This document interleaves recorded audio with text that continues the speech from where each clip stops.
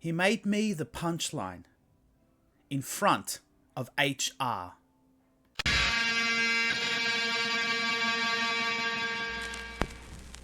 Professional development. 80 of us adults herded into a cavernous training room with trestle tables and dry muffins. The facilitator, grinning like a substitute teacher, handed out sticky notes. Write your length of service and arrange yourselves from longest to shortest. So there we were, grown adults, shuffling in a loose line like primary school kids waiting for tuck shop. I scribbled 6.5 years on mine and stuck it to my chest. That's when Gordon made his move. Manager in a neighbouring directorate, big talker. He'd even been on the panel when I interviewed for the job. The type of bloke who fills every silence with swagger. He looked at my post-it note, smirked, and said loud enough for the cluster around us to hear, 6.5? Forget when you started? Or you just can't do maths? A ripple of polite chuckles. Not belly laughs, but enough to mark me as the punchline. Gordon didn't even wait for my answer. He turned away, smug grin plastered on, like he'd just tossed off some harmless office banter.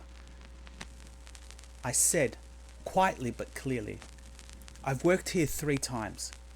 2 times either side of my overseas postings, and this one.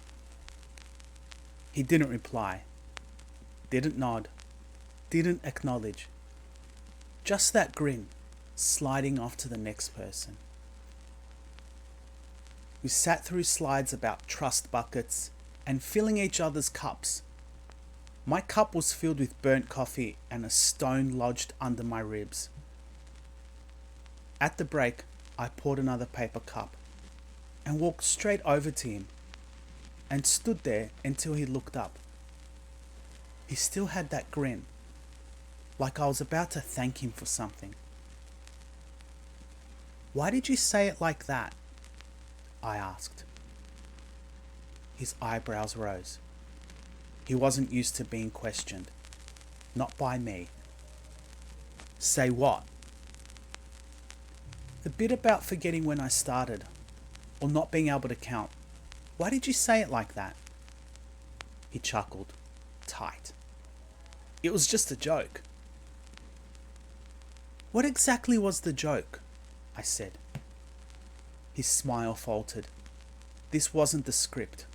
The script was, he mocks. I take it. The room moves on. But here I was, asking him to explain. Don't overthink it, he said, shaking his head. Were you implying I couldn't count? I asked. Or that I invented my work history? That made him blink. His eyes locked on mine, hard and unblinking, like he could will me into silence through sheer alpha male glare. That was his coping strategy. Don't dignify the question, just dominate the silence. It didn't work on me.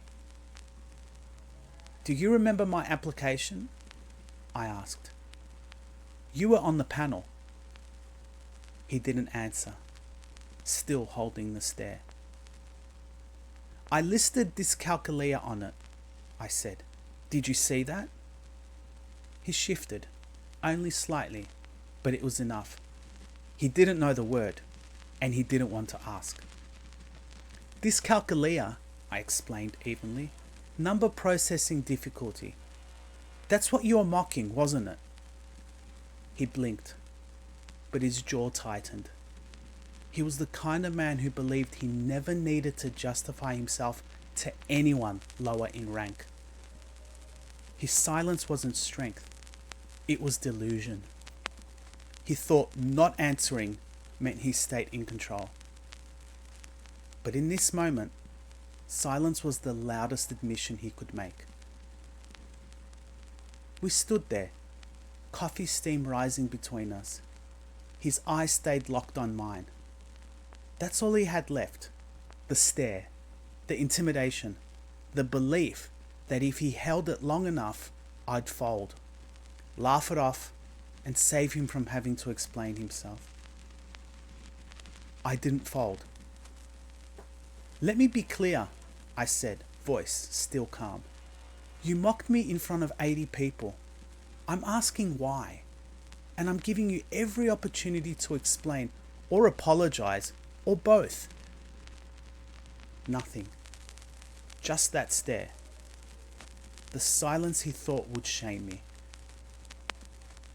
I let it hang for a second longer, then shrugged. "You know what?" I said, turning my head just enough to look across the room. "I'll just go straight to Danni." She was sitting on the other side of the room, leafing through her notes, HR badge swinging from her lanyard. That's when it happened. Gordon's mask slipped. The self-confidence drained out of his face in real time. He thought this was safe banter, but now it was something else. Now it was a liability. For the first time, he broke eye contact. Just a flicker, but it was there. Towards Danni, then back to me, and then away. The smirk was gone. The certainty was gone. I didn't need to raise my voice. I didn't need 30 questions. Just those 3. Each one was simple. Each one was unavoidable. Each one was met with silence. He thought this silence made him untouchable. But the silence was the rope he'd hung himself with. I didn't need to badger him. I'd given him ample chances. He could have explained. He could have apologized. He chose not to. So I chose for him. I turned, coffee in hand, and walked across the room. Gordon stayed where he was, frozen, still trying to hold the stare even though I wasn't looking anymore. Around us, conversations shifted. People had seen. People had heard. He wasn't above anything now. He was exposed, cornered by the one thing he thought impossible. Being called to account by someone who was supposed to stay quiet. The smirk was gone, and it wasn't coming back.